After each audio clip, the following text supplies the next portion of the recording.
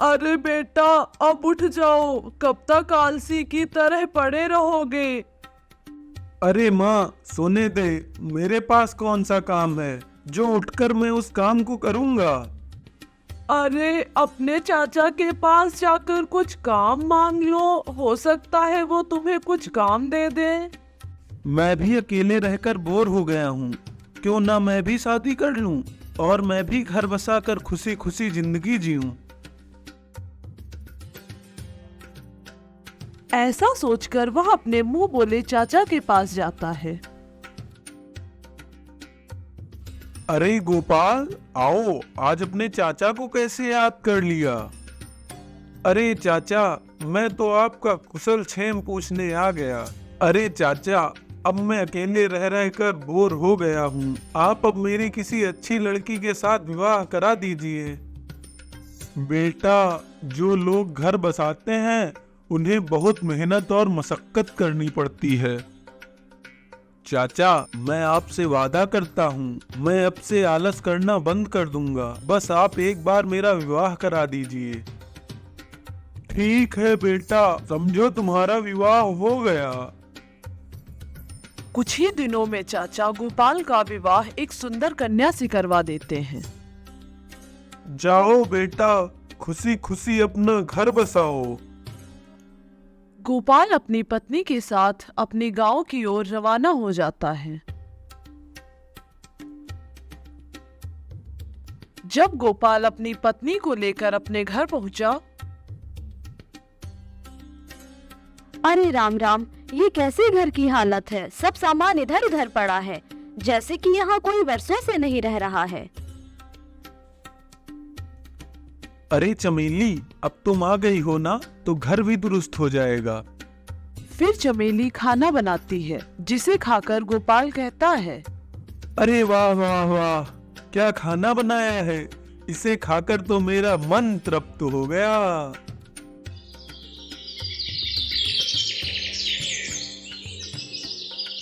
कुछ दिन बीत जाने के बाद चमेली ने अपने पति से पूछा, सुनो जी, आप कहीं कोई काम धंधा करने क्यों नहीं जाते? हाँ भाग्यवान, मैं भी इसके बारे में सोच ही रहा था।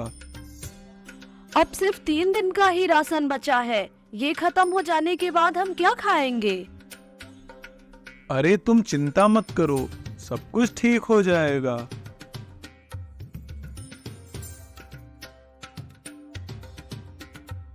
दो चार दिन बीत जाने के बाद चमेली ने अपने पति से कहा, अब घर में अनाज का एक दाना भी नहीं है, मैं क्या पकाऊं और क्या तुम्हें खिलाऊं? चमेली, मैं अभी कुछ इंतजाम करके आता हूँ। चमेली सोचने लगी, अरे ये आदमी कितना निकम्मा और निठल्लू है, इसके साथ जीवन कैसे गुजरेगा? कुछ ही देर बाद गोपाल झोले में भर भर कर सामान लाया। अरे इतना सामान कहाँ से लेकर आए हो? उधार लेकर आया हूँ भाग्यवान। उधार लेना अच्छी बात नहीं है, अगर कोई काम नहीं करोगे तो उधार कैसे चुकाओगे? भाग्यवान, तुम्हें मैं मूर्ख लगता हूँ क्या? मैं सब कुछ ठीक कर दूंगा। उधार देने वाले कल को इज्जत भी उतारने आएंगे, तब क्या करोगे? भाग्यवान, तब की तब देखी जाएगी। कुछ दिन इसी प्रकार बीत गए। अपने पति से परेशान होकर चमेली बोली, सुनो जी, कुछ दिनों के लिए मैं अपने मायके जाना चाहती हूँ। ठीक है भाग्यवान, तुम चली जाओ और कुछ दिन बाद मैं तुम्हें लेने आऊंगा। चमेली मायके चली गई। 1 महीने बाद गोपाल की हालत वैसी ही हो गई थी।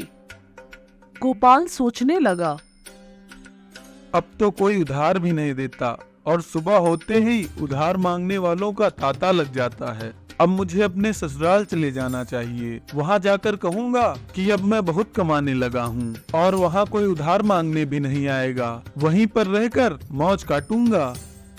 और फिर गोपाल सज धज कर अपने गांव से निकल पड़ा। चलते चलते गोपाल बहुत थक चुका था। अब वह एक पैर भी आगे नहीं बढ़ा सकता था और थककर वह एक पेड़ के नीचे बैठ गया। ओफो, ससुराल पहुँचते पहुँचते तो मेरी दुर्दशा ही हो जाएगी। मेरे पास कोई साधन भी तो नहीं है। सामने एक गधा देखकर उसकी आंखें चमक उठी।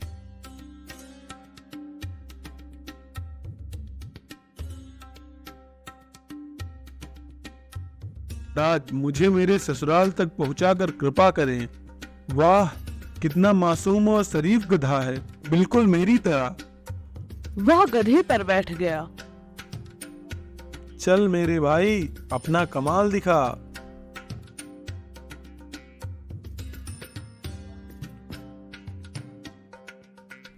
तभी गधा तेज तेज से भागने लगा। हे भगवान, इसे क्या हो गया? यह इतनी जोर जोर से क्यों भाग रहा है? अब गोपाल की हालत खराब होने लगी थी। हे भगवान, बचाओ बचाओ, मुझे बुद्धि दो भगवान, मुझे बुद्धि दो। गधे ने तेज दौड़ते दौड़ते गोपाल को नीचे गिरा दिया। अब गोपाल को गधे के ऊपर बहुत गुस्सा आया। ठहर जा गधे, मैं तेरी ऐसी हजामत करूंगा कि तू किसी को अपनी शक्ल नहीं दिखा पाएगा। गोपाल गधे के पीछे भागने लगता है। अरे यार, ये गधा तो बचकर भाग गया। गोपाल ने अपने कपड़े साफ किए और जो खाना लेकर आया था वो खाने लगा।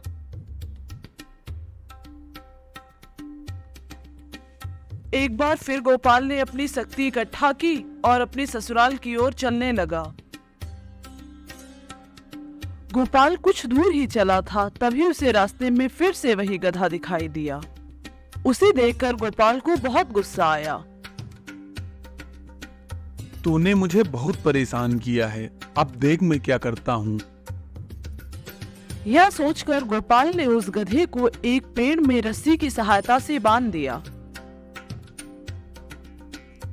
और गोपाल गधे पर बरस पड़ा। उसने 2-4 डंडे ही लगाए थे, तभी गधा चिल्लाने लगा। गोपाल गधे की चीख सुनकर घबरा कर सोचने लगा, कहीं इसका असली मालिक ना आ जाए। अगर वह आ गया तो मेरी खैर नहीं। यही सोचकर गोपाल ने डंडा फेंक दिया और गधे को वहीं बंधा छोड़कर वह वहां से चला गया।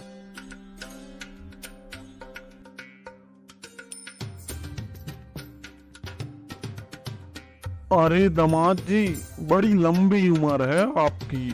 अभी मैं आपके बारे में ही सोच रहा था। पिताजी, मैं तो बस आपका दर्शन करने के लिए चला आया। अंदर बैठी चमेली को जब अपने पति की आवाज सुनाई दी तो वह सोचने लगी, अरे यह तो उनकी आवाज लगती है। इसके बाद ससुर जी गोपाल को घर के भीतर ले आए। गोपाल की पत्नी चमेली अपने पति के लिए जलपान लेकर आई। कैसे हैं आप?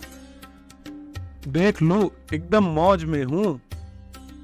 जब चमेली ने मिठाइयों की प्लेट गोपाल के सामने रखी तो गोपाल ने कहा, अरे यहाँ पर भी यही सब।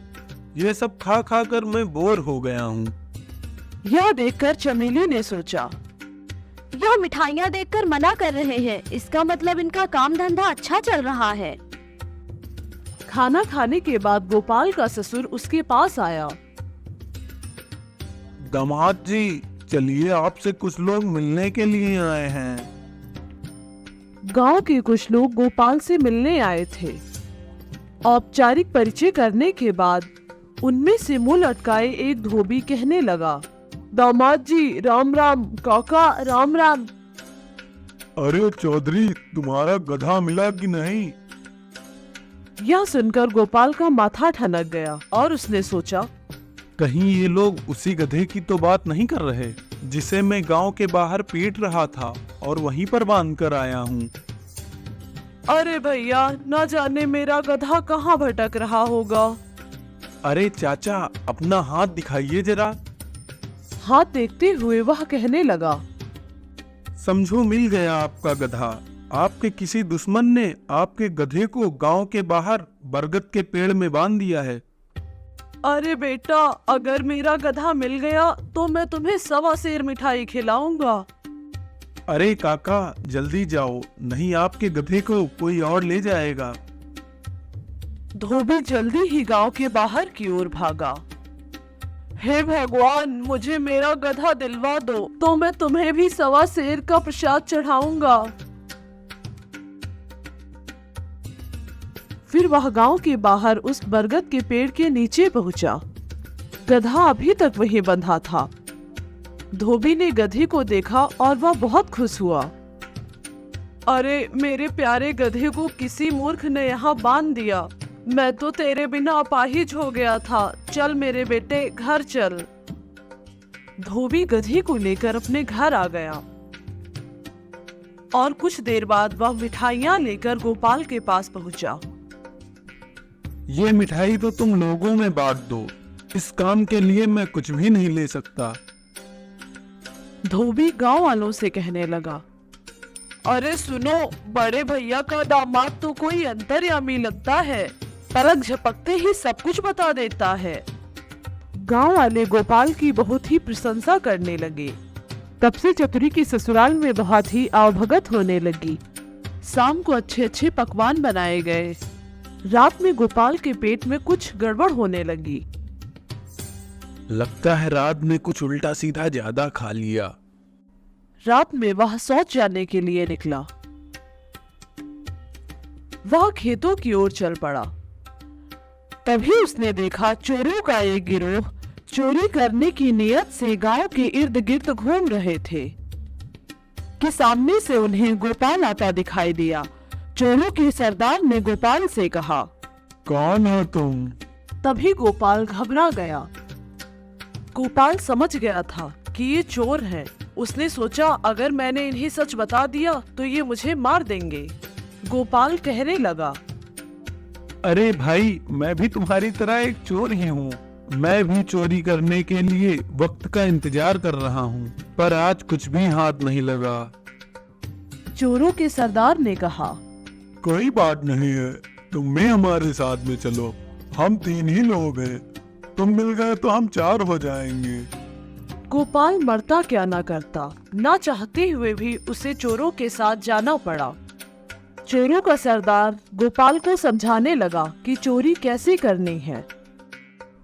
सुनो गोपाल, हम जिस घर में चोरी करने के लिए जाएंगे उस घर में जल्दी जल्दी से सामान इकट्ठा करना पड़ेगा। एक बात का ध्यान रखना, तुम जो भी सामान उठाना उसे ध्यान पूर्वक उठाना, ठोक बजाकर मत उठाना और कोई भी फालतू का सामान मत उठाना। समझ गए ना? ठीक है, मैं जो भी सामान उठाऊंगा उसे बहुत ही ध्यान पूर्वक उठाऊंगा। फिर वे एक घर का दरवाजा खुला देखकर उसमें घुस गए। उस घर के लोग घोड़े बेचकर सो रहे थे। वे लोग घर का सामान इकट्ठा करने लगे और गोपाल भी उनकी मदद करने लगा। तभी उसने देखा कि एक नगाड़ा रखा हुआ है और वह उसे बजाने लगा। तभी घर वाले उठ गए और चोरों के साथ गोपाल को भी धर दबोचा। घर के लोग उन चोरों को लेकर सरपंच के पास पहुंचे। सरपंच ने सारा मामला सुना और गोपाल से पूछा, ए चोरों के साथी, तू नगाड़ा क्यों बजा रहा था?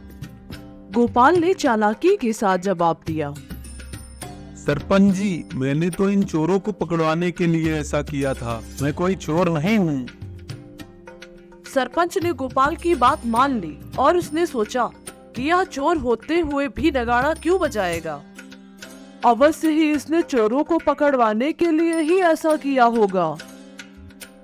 सरपंच ने गोपाल को शाबाशी देते हुए कहा, इन चोरों को पकड़ने के लिए 1000 स्वर्ण मुद्राओं का इनाम रखा गया था। इसके बाद गोपाल को सम्मान पूर्वक 100 स्वर्ण मुद्राएं दी गई। यह जानकारी गोपाल की ससुराल भी पहुंची, जिससे सारे गांव में उसकी और उसके ससुराल वालों की वाहवाही होने लगी। उन पैसों से गोपाल ने सबका कर्जा अदा कर दिया और अपनी पत्नी के साथ खुशी खुशी रहने लगा। इसीलिए कहा गया है, अगर किस्मत मेहरबान हो तो बुराई आकर भी वापस लौट जाती है।